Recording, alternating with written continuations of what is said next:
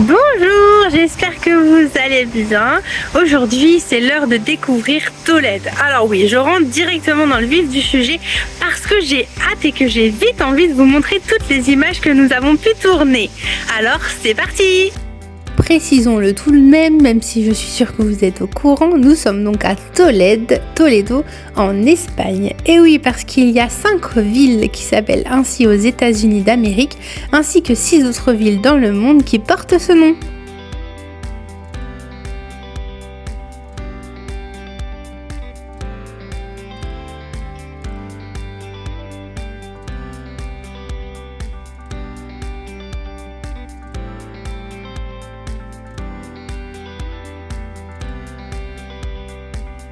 Nous voilà arrivés à Tolède et de ce qu'on l'on a aperçu sur la route, c'est vraiment magnifique. Je suis même émue d'être dans cette ancienne capitale de l'Espagne.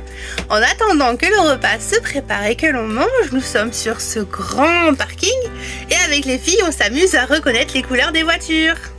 Et quoi comme couleur de voiture? Rouge, vert, jaune. Jaune, une jaune tout là-bas, ouais. Sur les rouges. Une là, une là, une là, deux, là. Pour visiter Tolède, on a décidé de prendre le petit train. Bon, je vous avoue, on a failli ne pas y arriver car on était très en retard. Mais après avoir marché extrêmement vite dans les rues très pentées, ça y est, nous y sommes. Il faut croire que la montée fut vraiment compliquée vu que mon vocabulaire s'en ressent. Les rues de Tolède sont donc très pentues et non pas pantées. C'est donc parti pour la visite de la ville en petit train. Je vous avoue que les filles sont ravies de cette visite-là. Ça nous épargne quand même quelques kilomètres dans les jambes. Et moi, ça me rappelle les jolis souvenirs parce que quand j'étais moi-même petite, j'adorais aussi ce moyen de transport pour découvrir les villes. Comme nous allons principalement découvrir les rues du vieux Tolède ces prochains jours, voici tout de même quelques images du nouveau Tolède.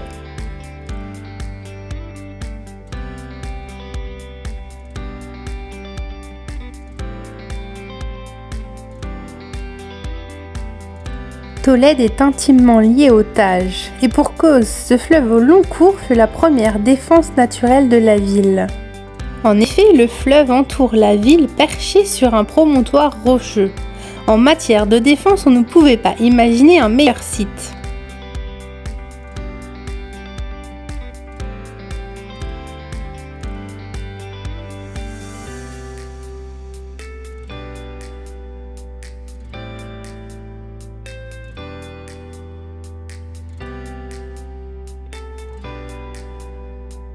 Cependant, et malgré son caractère de forteresse quasi imprenable, la ville fut successivement occupée par les Romains, les Wisigoths et enfin les Arabes.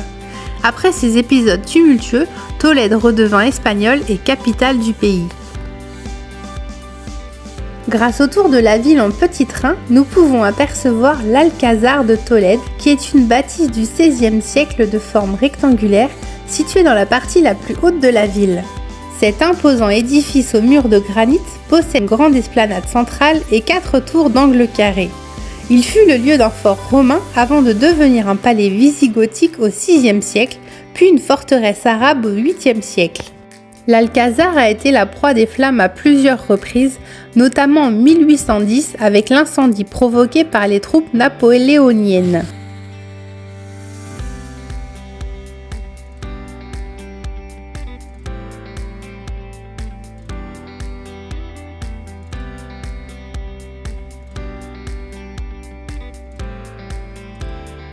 Voilà le panorama que l'on a sur Tolède. C'est magnifique, vraiment magnifique.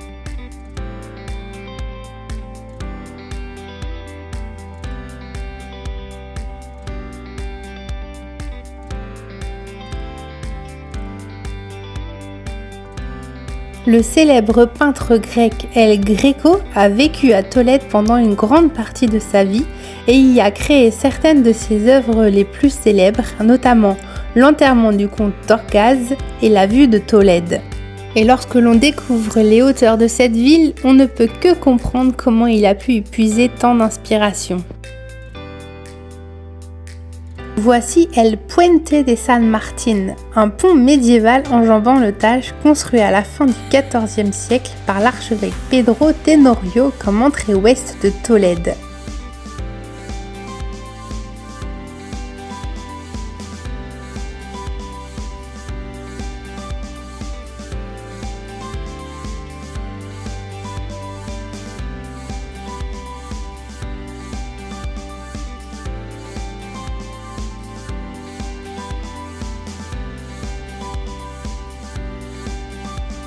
Derrière moi, le château de Tolède. Alors j'arrive pas du tout à le prendre en vidéo parce qu'il est quand même assez grand. Comme vous pouvez voir, on a décidé de ne pas aller visiter parce que c'est un musée militaire et du coup ça nous intéresse un petit peu moins. En effet, l'édifice accueille le musée de l'armée et la bibliothèque de la région Castille-La Manche.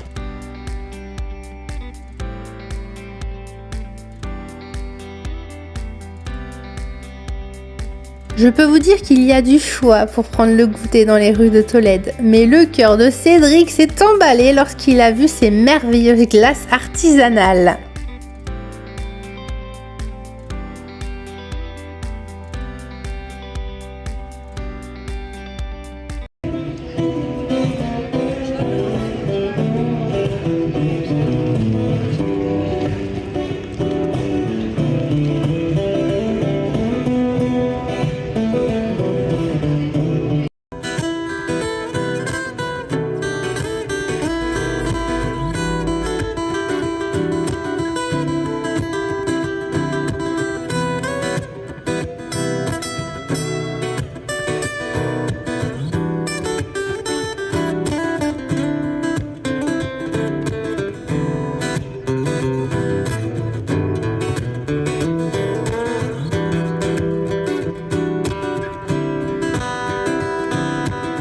Petit tour devant la cathédrale Sainte-Marie de Tolède qui a la particularité d'être construite selon le style du gothique français.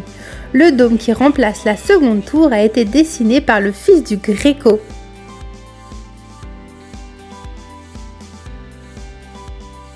Nous avons mangé notre goûter, notre très bon goûter, sur un banc devant la cathédrale de Tolède, un emblème de cette ville. Malheureusement, c'est 33 € le billet par personne pour la visiter, alors on passe notre tour.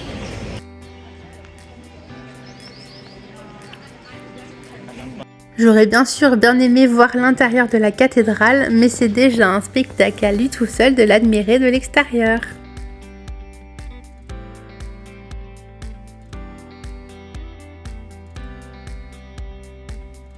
Une nouvelle ruelle nous amène directement sur la place où se situe l'école des arts et de l'artisanat de Tolède qui a été construite au 19e siècle pour la formation d'artistes et d'artisans de la ville. On continue notre déambulation dans la ville pour rentrer au bus et nous voilà devant le monastère de San Juan de los Reyes. Et j'ai très envie d'aller le voir demain vu ce que j'ai vu sur internet. J'espère juste qu'on pourra y aller parce que je vous avoue que je suis pas très en forme. Alors on croise les doigts pour que demain ça aille mieux.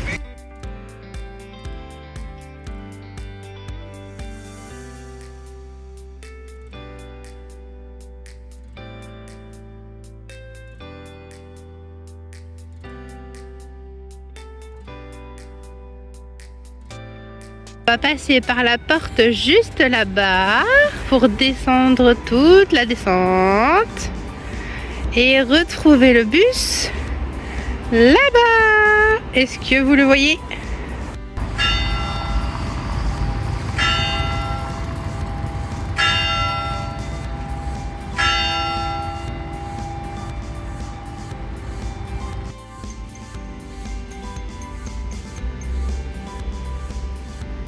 Et voilà, notre première journée à Tolède se termine. Ce fut une vraie plongée dans l'histoire. Êtes-vous autant impressionné que moi par le détail, le travail de ces portes grandioses qui mènent l'accès à la ville? Ça y est, on est rentré, on a retrouvé notre petit chien. Alors c'est opération, on joue partout dehors pour le défouler. Bah oui, il est resté tout seul, tranquille dans le bus. On profite de Tolède la nuit. Voilà! Bon, de bon matin, toujours avec le chien pour le promener, qui se défoule un petit peu et qu'on puisse retourner dans la ville de Tolède juste après. Bon, le soleil est au rendez-vous, mais j'avoue que je me suis fait avoir les derniers jours avec soleil et le vent qu'il y avait et que j'ai attrapé un petit coup de froid. C'est toujours aussi majestueux de pouvoir contempler les hauteurs de Tolède et je suis vraiment comblée parce que je promène chaque jour Vadrouille ou presque dans un jardin différent. L'avantage de l'Espagne, c'est qu'il y a toujours des terrains vagues, des terrains naturels en plein milieu des villes où on peut promener les chiens et Vadrouille adore. Je vous parlais tout à l'heure des portes d'accès pour mener à la ville, en voilà une un petit peu plus moderne.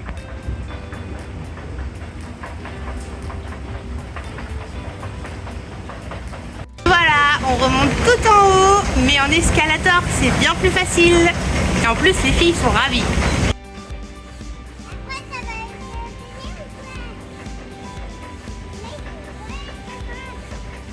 Cet escalator plus tard, nous voilà tout là-haut et vive le manège gratuit.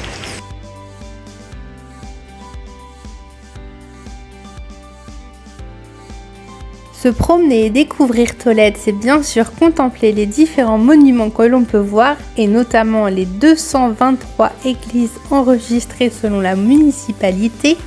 Mais c'est aussi regarder vers le haut, porter ses yeux en hauteur et passer une partie du temps le nez en l'air. Et oui, il y a tout un travail et une collection d'œuvres à admirer lorsqu'on contemple les balcons et les fenêtres ouvragées.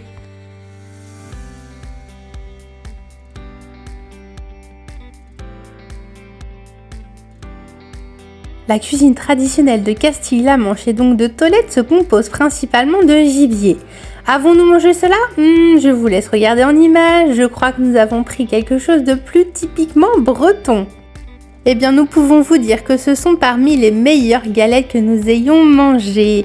Et oui, bien sûr, ce sont des Français qui se sont expatriés dans la ville tolédane, des Nantais. Alors, je vous laisse juger si Nantes est bretonne, mais en tout cas, nous, on s'est régalés.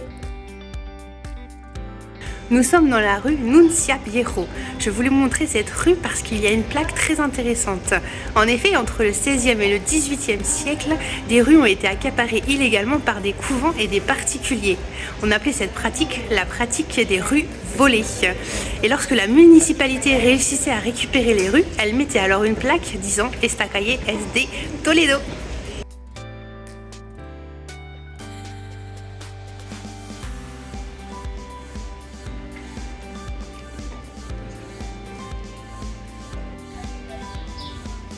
Un lieu moins fréquenté et connu mais qui mérite tout de même l'attention, c'est l'Archivo Historico Provincial qui rassemble des documents historiques précieux de la province. Abritant des documents allant de 1207 à nos jours, il a trouvé sa place dans l'ancien couvent dominicain de Jesus y Maria.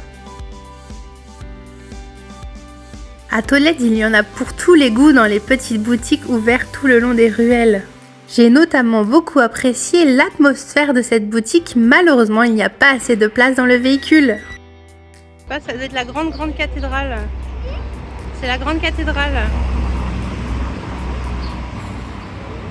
C'est la fin de la première partie de notre séjour à Tolède. Et oui, exceptionnellement, je veux vous faire 2 vidéos sur cette ville, car il y a tellement de choses à découvrir que j'ai envie que vous preniez le temps et que vous profitiez pour découvrir toutes les merveilles que Tolède a à nous offrir.